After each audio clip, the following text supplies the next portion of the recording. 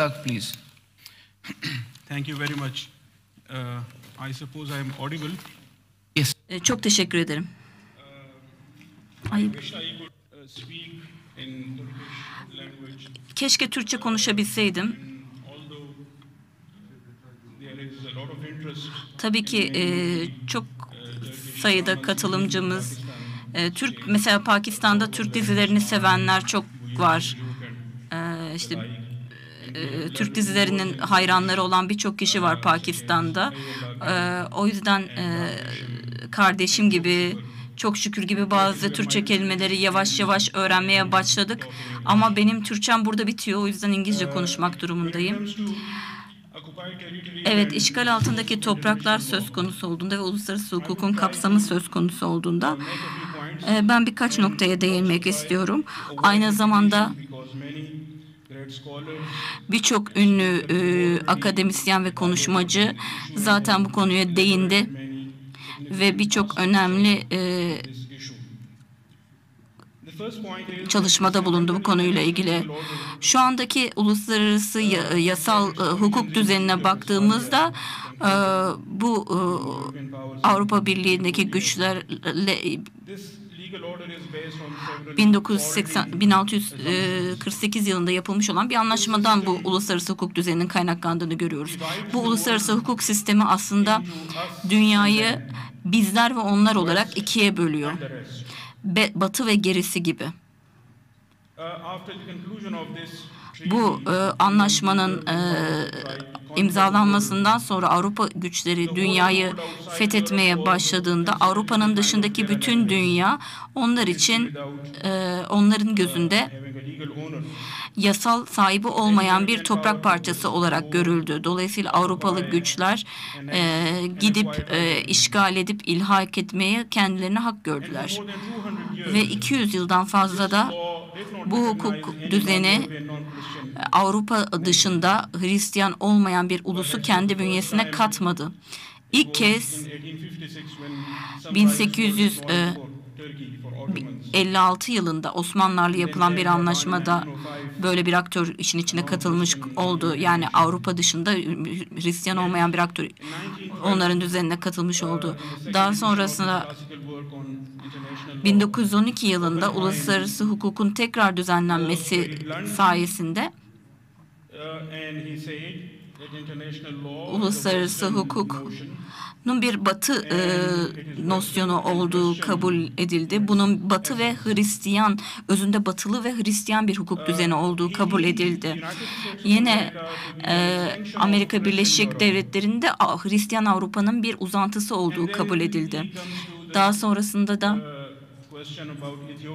Etiyopya sorunu tabii ki gündeme geldi. Etiyopya Hristiyan bir ulus ama Afrikalı ve şöyle söylüyor uzmanlar, Etiyopya henüz medeniyet eşiğine ulaşmadı.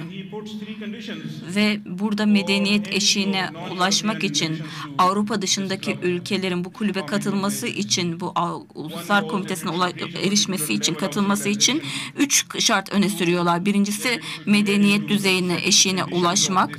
İkinci olarak da bu hariç, herkes kendisi dışındakiler hariçte bulunan bu kulübe girmeye istemek ve kulübün üyelerinin de tabii ki bu yeni gelecek olan üyeyi onaylamaları gerekiyor. Bu 3 şartı yerine getirdiğinizde Avrupalı Hristiyanlı olan bu kulübe üye olabiliyorsunuz. Yani uluslararası hukuk düzeni yüzyılın başında böyle oluşturulmuştu. Daha sonra Birinci Dünya Savaşı meydana geldi, patlak verdi. Bütün ülkeleri etkileyen büyük bir savaştı ve bu savaş neticesinde birçok kalıcı sorun da ortaya çıkmış oldu. Mesela beyaz insanların medeni ve medeni olmayan dünya şeklinde dünyayı ikiye ayırması onların kendi sistemini başlatmalarına sebep oldu. Artık öğretmenler, efendiler, ustalar ortaya çıktı. Onlar medeni olmayan insanlara medeniyeti öğretecekleri iddiasıyla ortaya çıktılar ve kendi kaderini tayin etme haklarını ayrıcalık olarak kendi ellerinde tuttular. Tabii ki burada Orta Doğu'daki dünyanın haritası tekrar çizildi ve sonu gelmeyen bir çatışma Orta Doğu'da devam etti. Sonu gelmeyen bir kan dökülme durumu ortaya çıktı Orta Doğu'da.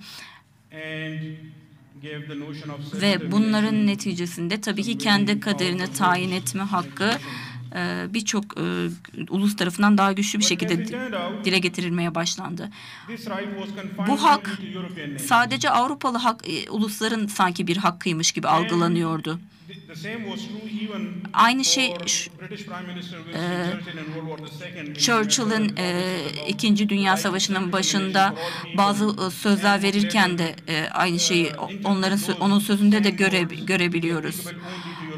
Yani bu kendi kaderini tayin etme hakkının sadece Avrupalı uluslara ait olduğuna dair Churchill'in de sözleri olduğunu görüyoruz. Daha sonrasında Milletler Cemiyeti terörizme karşı bir sözleşme imzaladı ve bu sözleşmede yine dediğim gibi özgürlük savaşçıları ile teröristler arasında net bir aslında ayrım yapmıyor. Halen daha bu ikilemle karşı karşıyayız. Özgürlük savaşçısı mı, terörist mi? Bu çifte standart dediğim gibi Batılı ulusların Filistin ve Keşmir halkının kendi kaderini tayin etme hakkına karşı gösterdiği tutumun alameti farikası gibi görülebilir. Bu kusurlarla dolu bu harika dünyamızda haklar tek bir ulusun kontrolünde olamaz. Ne kadar güçlü olursa olsun o ulus, haklar tek bir ulusun kontrolünde olamaz. Çünkü o ulusun kontrolü dışında başka faktörler de söz konusu olabilir. Mesela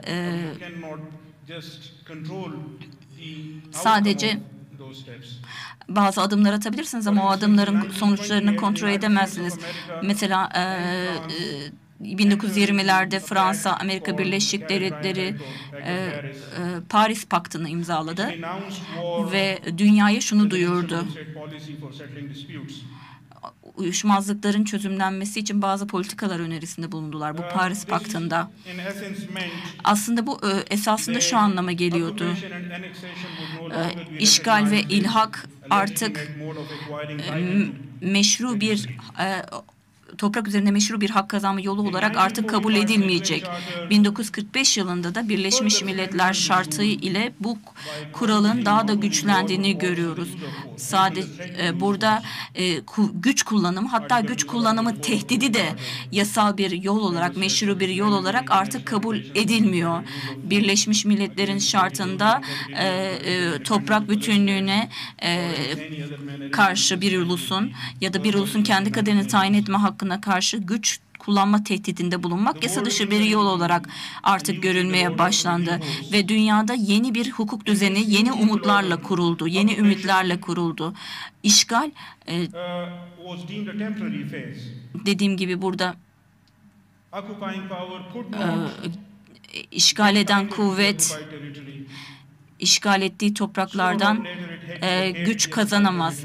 Herhangi bir şekilde bir er ya da geç o işgal ettiği topraktan çıkmak durumunda ve işgal edilen toprağında işgal eden kuvvete karşı direnme hakkı var. Bu meşru bir hak. İşgal eden kuvvet işgal edilen topraklarda demografik değişikliklere sebep olamaz. Bütün bunlar dediğim gibi 4. Cenevre Sözleşmesi'nin ve uluslararası hukukun temel ilkelerinden. Tabii ki dediğim gibi 1949 Cenevre Sözleşmesi'nde şu da söyleniyor: dünyada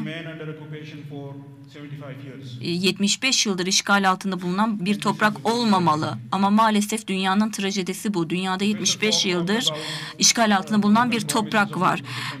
Richard Falk, Britanya İmparatorluğu'nun eylemlerinden, faaliyetlerinden bahsetti ve tutmadığı sözlerden bahsetti. İkinci Dünya Savaşı sırasında Britanya hükümetinin Hindistan'da kalmak istemediği ortaya çıktığında ve Hindistan'ı terk etmek istediği ortaya çıktığında bazı müzakereler yapıldı ve yeni Başbakan Lin Britanya'nın 1948'e kadar Hindistan'dan çekileceğini duyurdu bir başbakan. Fakat Mart 1947'de Hindistan'ın son Britanyalı yöneticisi olarak şunu söylemişti aslında. 15 Ağustos 1947'de Hindistan'dan çıkacağını söylemişti. Britanya İmparatorluğu'nun ve birçok akademisyen, mesela Stanley Wolford, Shameful, yani Utanç Dolu Bir Kaçış isimli bir eserinde şöyle söylemişti. Her şeyi yıkıp gittiler ve Hindistan'dan gitmeden önce Hindistan halkına birbirleriyle savaşacakları bir yüzyıl armağan ettiler. Ve bu bölünme planı, 1947 tarihli bölünme planına baktığımızda planın amacı eyaletlerin çoğunun aslında Pakistan'a bırakılmasıydı. Ama sonradan oluşturulan plana baktığımızda Pencap vilayeti çok büyük bir eyalet, Bengal gibi. Yüz ölçümü olarak büyük bir ve Müslüman çoğunluğa sahip bir eyalet. Ve bu bölünme planına baktığımızda eğer bu eyaletlerdeki meclisler Pakistan lehine karar alırlarsa Pencap ve Bengal bölünecek. Ama bu masaya hiç getirilmedi, bu hiç tartışılmadı ve bunun neticesinde büyük bir trajedi ortaya çıktı. Pencap'ın iki eyalete bölünmesi söz konusu oldu. Bir kısmı Hindistan'a verildi ve bu iki bölgede, Hindistan'a verilen bölgede de Hindistan kuvvetleri girdiler. Keşmir'i aynı şekilde işgal etmeye bu şekilde başladılar. Hindistan'ın 1947'deki bağımsızlık mücadelesinde görüyoruz ki Başbakan şunu söylemişti.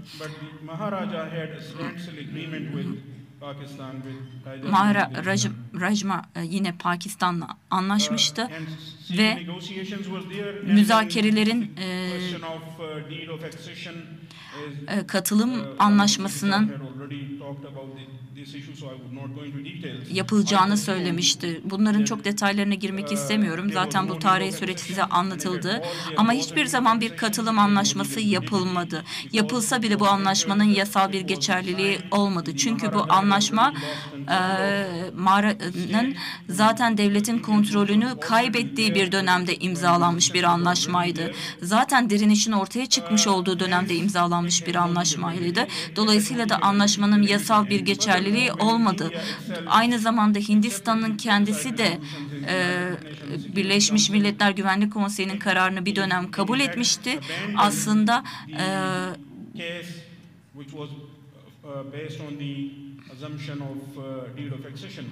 bu katılım anlaşmasına dayalı olan davayı Hindistan'da bir noktada aslında bırakmıştı.